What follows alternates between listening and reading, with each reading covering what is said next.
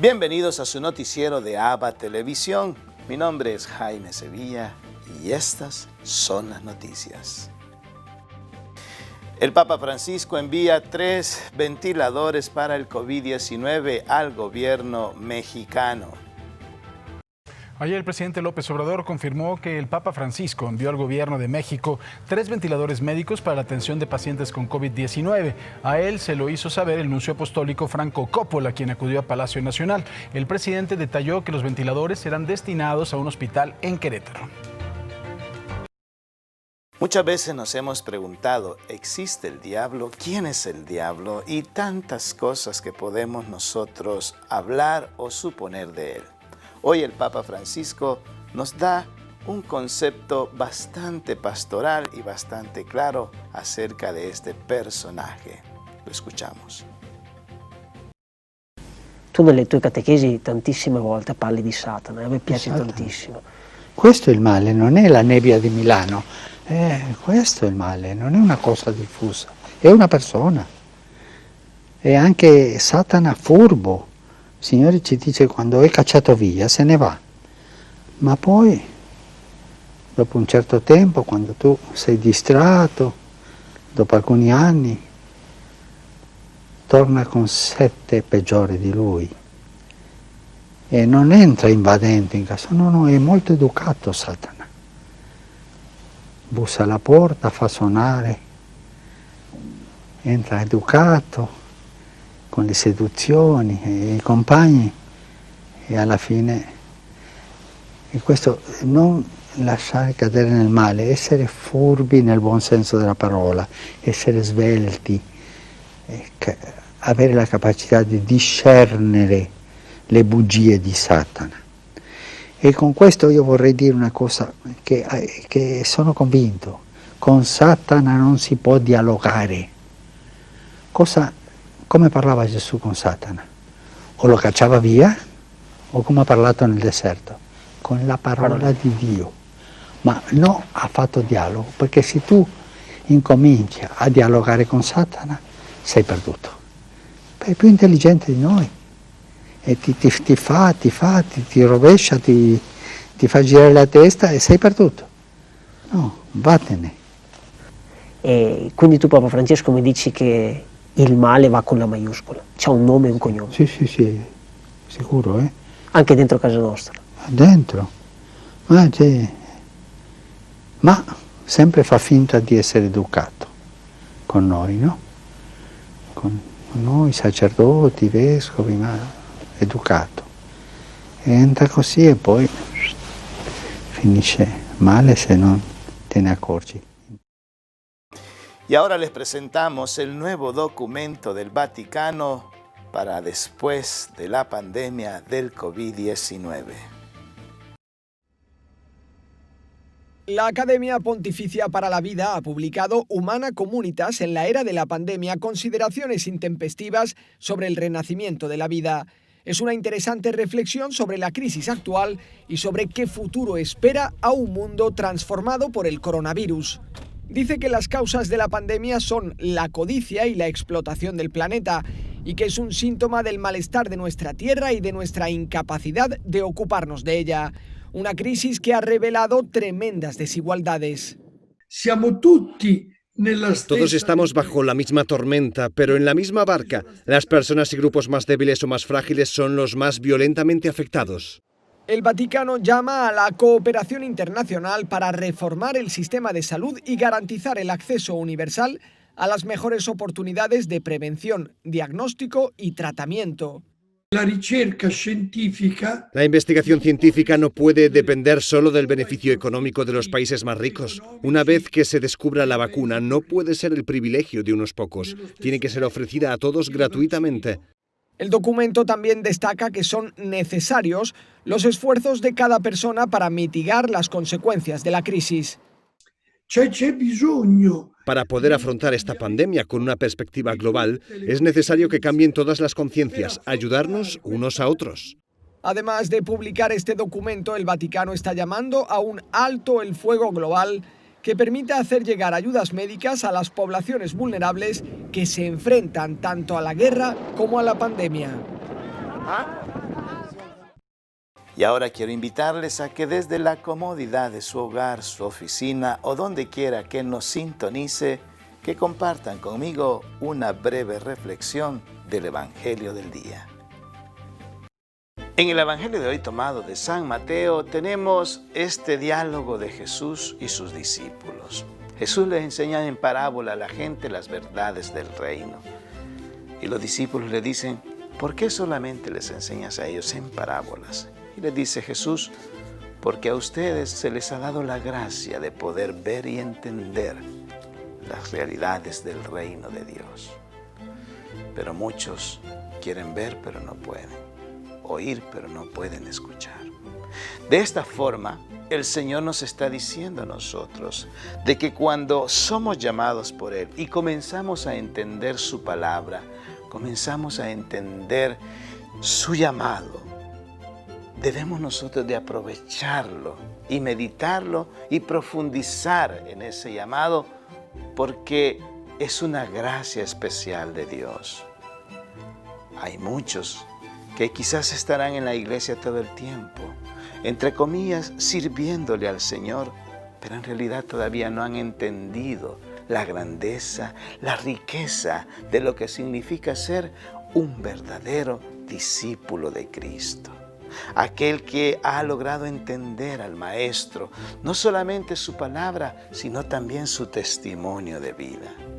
Y esa palabra, cuando nosotros la comprendemos, la ponemos en práctica y nuestra vida va siendo transformada, sin que los demás lo noten, sin que los demás lo quieran, sino es por nosotros haber dicho que sí y habernos dejado o seguimos dejando moldearnos por esa gracia del Señor. Hoy el Señor nos dice, dichosos aquellos que hemos comprendido la grandeza del bautismo. Dichosos aquellos que hemos comprendido su llamado. Dichosos aquellos que vamos comprendiendo las realidades y la riqueza del reino de Dios. Mis queridos hermanos, pidamos al Señor que nos abra los ojos para poder ver siempre, que nos abra nuestros oídos para poder escucharle, que nos abra nuestro corazón para poder amarle. Que así sea. Y durante este mes de julio, el Santo Padre nos ha pedido que oremos por las familias. Unámonos al pastor de la Iglesia.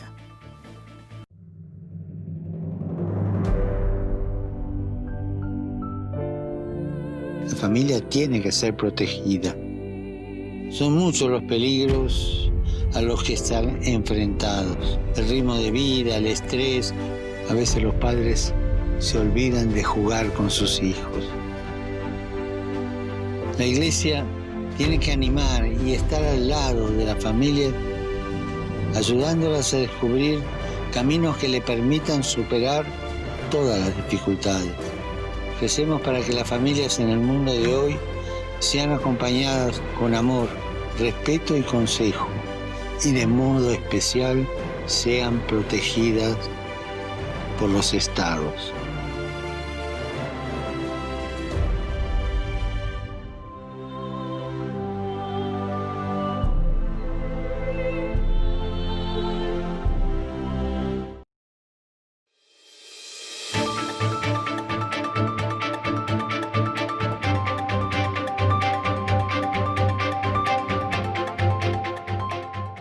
Y ahora de Europa nos vamos a Centroamérica. Les presentamos las principales noticias de El Salvador gracias a la cortesía de los hermanos de UCA Audiovisuales.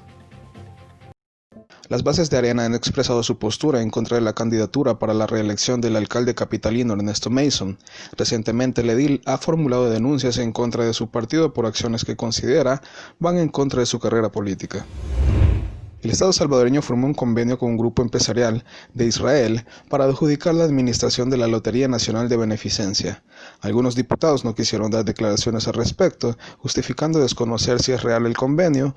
Otros ponen en duda si fue licitado de forma pública y si pasó por el filtro de la Fiscalía General de la República. El Parque Cuscatlán, el Parque de Pelotas Saturnino Bengoa y la Avenida Revolución están siendo considerados como probables centros de votación por el Tribunal Supremo Electoral para sustituir las instalaciones que se utilizaban en CIFCO. La intención de las autoridades es que la población no tenga que recorrer grandes trayectorias para ejercer el sufragio en las elecciones del 2021. El Partido Nuevas Ideas realizará nuevas elecciones de síndicos y concejales debido a que diferentes departamentos reportaron empates entre sus precandidatos, por lo que militantes de diversos municipios de departamentos como La Libertad, Sonsonate, Cuscatlán, entre otros, recibirán un nuevo enlace electrónico para poder ejercer su voto.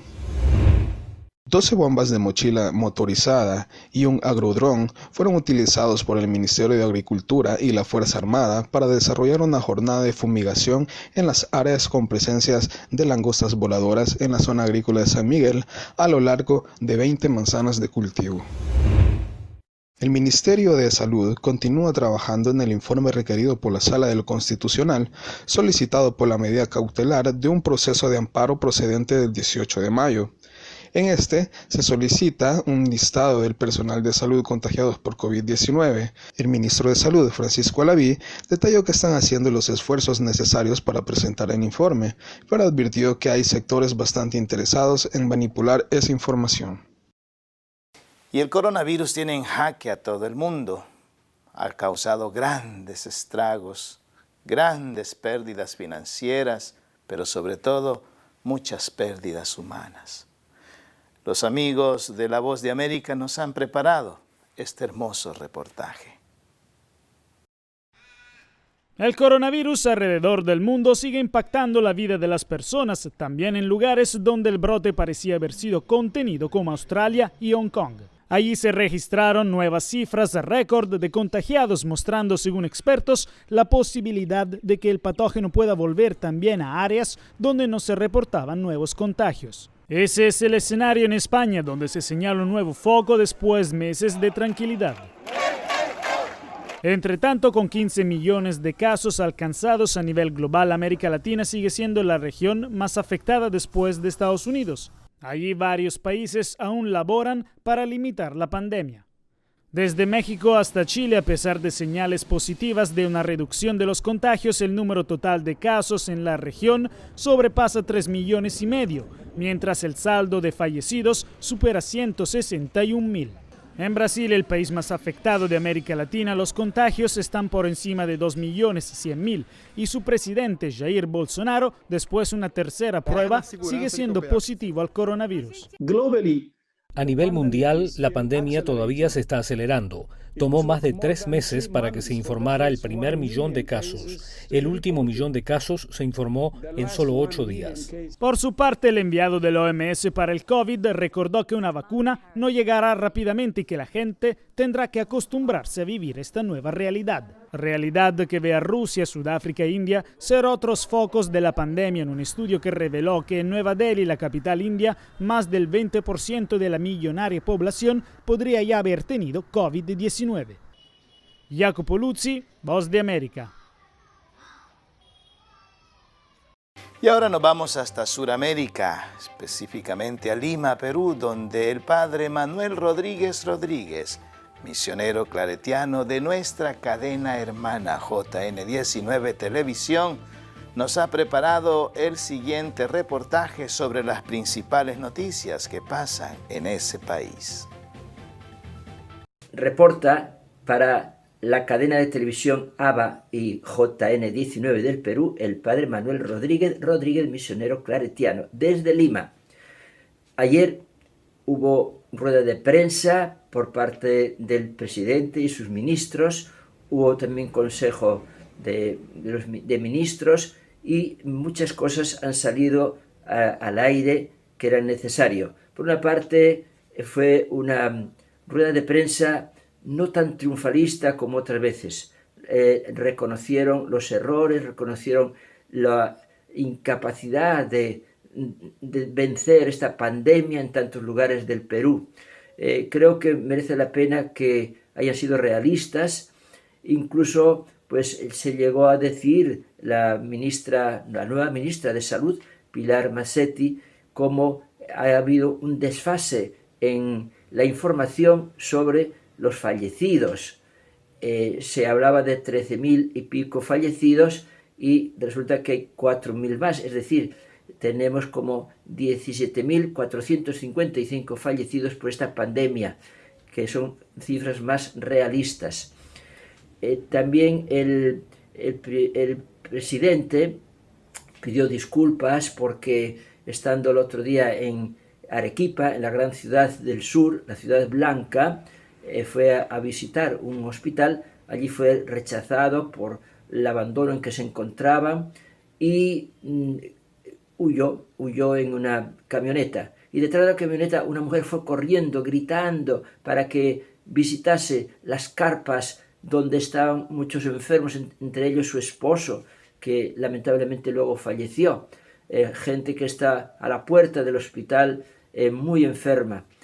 En fin, él pidió también disculpas y creo que merece la pena esto, porque él dice: tengo que escuchar a todos, y ciertamente esta mujer es como el signo de tantos peruanos que corren buscando oxígeno, que buscan medicinas, que buscan médicos, que muchas veces están fallando ya también por esta pandemia. Por ejemplo, en la selva, en una ciudad llamada Tocache, de 12 médicos solo quedan 2, todos los demás que han quedado contagiados. En Tarapoto, otra ciudad de la selva del departamento de San Martín, los médicos, muchos de ellos han terminado el contrato, entonces queda allí un gran vacío. En fin, médicos, implementos para los médicos, oxígeno, todo es muy necesario. Una determinación que también tomaron y que la dijo el presidente es que en la ciudad de Arequipa se hace cargo para vencer esta pandemia el Estado, dado que las autoridades de allí no han logrado y hay un gran desborde de contagiados, entonces directamente va a asumir el gobierno central el luchar contra esta pandemia.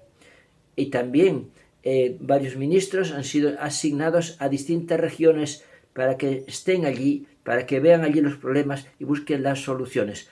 Creemos que es algo muy importante. Ya estamos ahora preparando para elecciones y se habla pues de que va a haber una gran transparencia. Reportó para ustedes el padre Manuel Rodríguez desde Lima, Perú.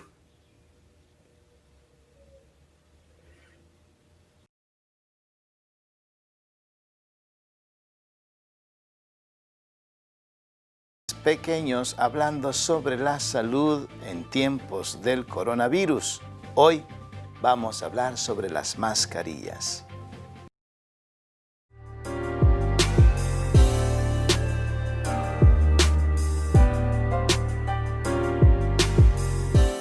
Protocolo de bioseguridad, tipos de mascarilla y su uso. La OMS ha establecido que el personal no sanitario puede utilizar mascarilla de la llamada quirúrgica o incluso de la que se ha denominado mascarilla higiénica y que está hecha de tela.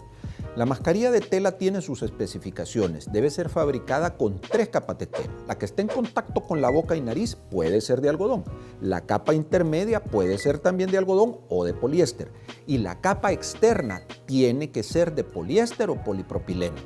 Y deben ser lavadas a diario con agua caliente y jabón desinfectante. Su uso debe ser permanente y de la misma forma que las otras mascarillas. Debe haber lavado de manos antes de colocarla y de retirarla.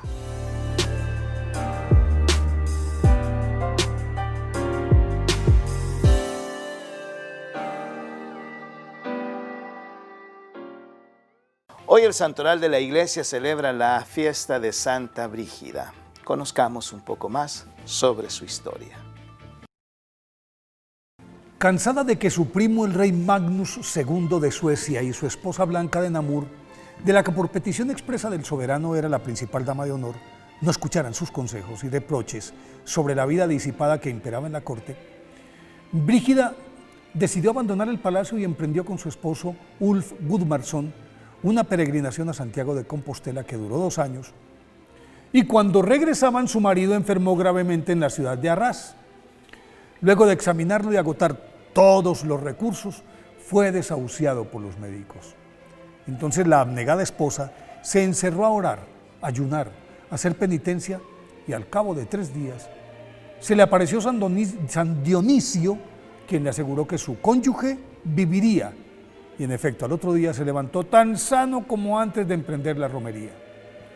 En acción de gracias por este milagro, los esposos se comprometieron a entregarle completamente sus vidas a Dios, y para el efecto Gunnarsson ingresó al convento cisterciense de Albastra.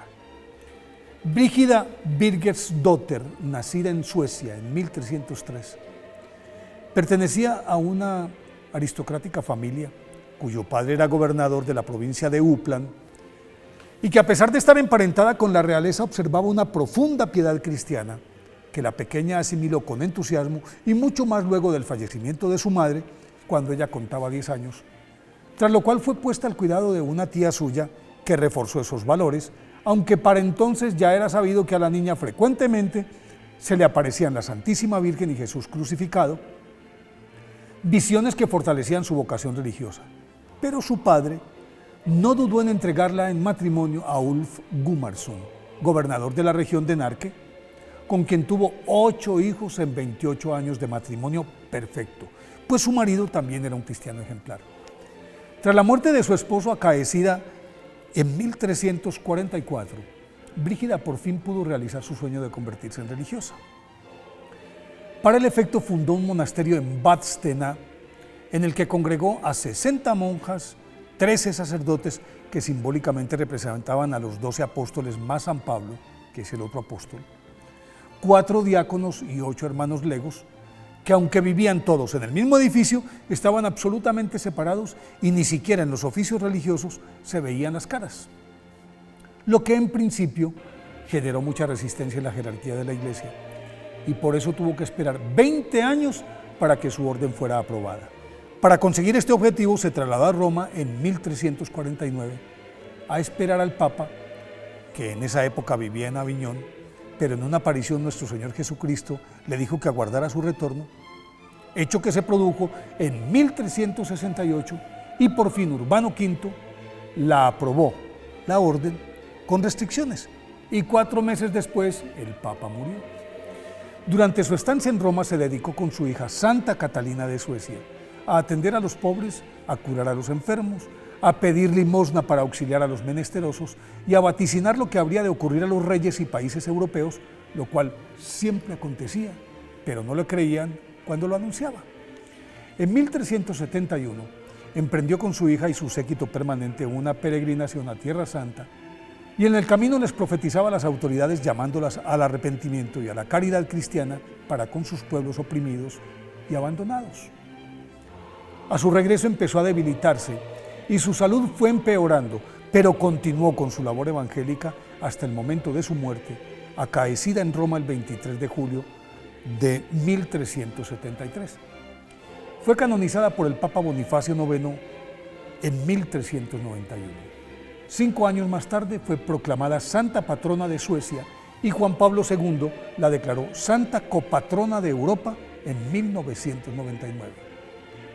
Por eso hoy, día de su festividad, pidámosle a Santa Brígida que nos dé paciencia para esperar las promesas de Dios, sin importar cuánto se tarden Él en concedérnoslas.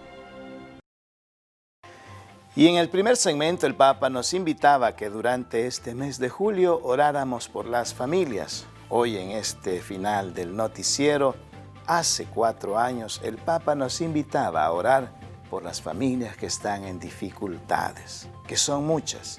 Nos unimos a nuestro pastor de la Iglesia Universal.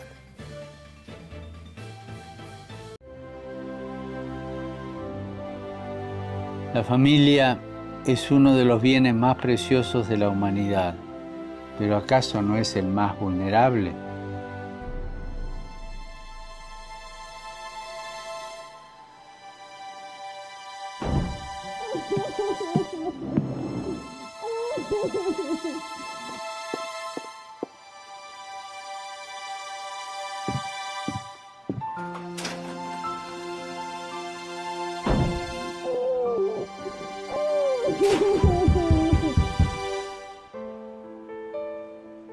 Cuando la familia no es protegida y empiezan las dificultades, tipo económico, de tipo de salud, de cualquier tipo, los chicos crecen en cierta atmósfera de tristeza. Quiero compartir con vos, con Jesús, mi intención del mes, para que las familias en dificultad reciban los apoyos necesarios y los niños puedan crecer en ambientes sanos y serenos.